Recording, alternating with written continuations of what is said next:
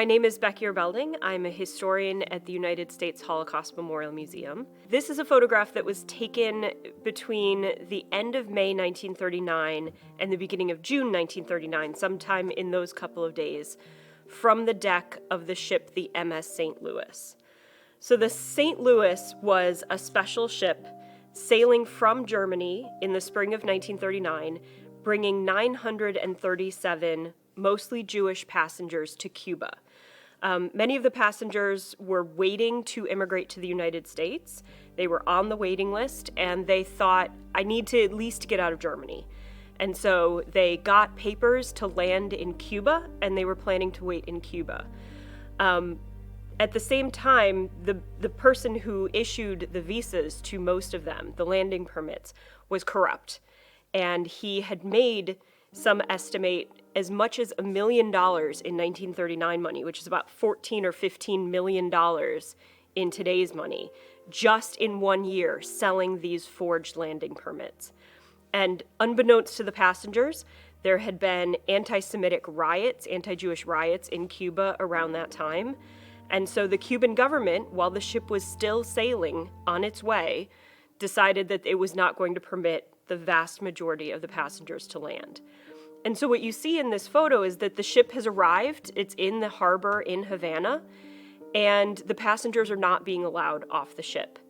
This photo is from the collection of a mother and daughter. The mother and daughter had managed to get onto the St. Louis, and they were hoping to reunite with the husband.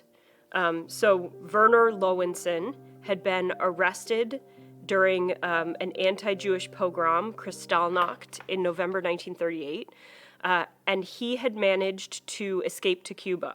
He managed to leave Germany, get to Cuba, and then he arranged for his wife and daughter to get on the St. Louis in the hopes of joining him in Cuba. Obviously, that didn't happen. They weren't allowed off the ship. For many people on board the St. Louis who had loved ones in Cuba, that might have been the last time they ever saw each other. It was from this tiny boat yelling up to the St. Louis, hoping that people could hear them. And the ship did not go back to Germany.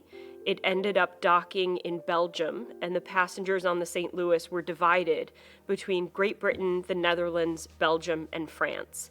And we now know that of the 937 passengers on the St. Louis, 254 of them would be murdered during the Holocaust. The thing I find really interesting about this photo is that there's a hand in it. You can see the hand. You can see that it's pointing kind of at some of these small boats.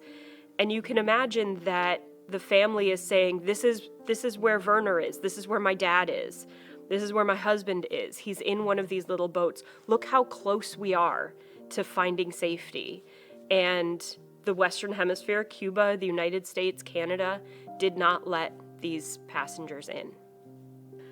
So this photo is from the collection of a mother and daughter, and the mother and daughter ended up, when the ship was sent back to Europe, they disembarked in Belgium, and they lived in Belgium for about 9 months. Finally, their paperwork for the United States came through, and they were able to immigrate to the United States in February 1940. So they were very lucky. They did not ever have to live under Nazi occupation again, and they were finally able to reunite with Werner, who they had last seen in the small boat coming up to the dock, or to the side of the St. Louis.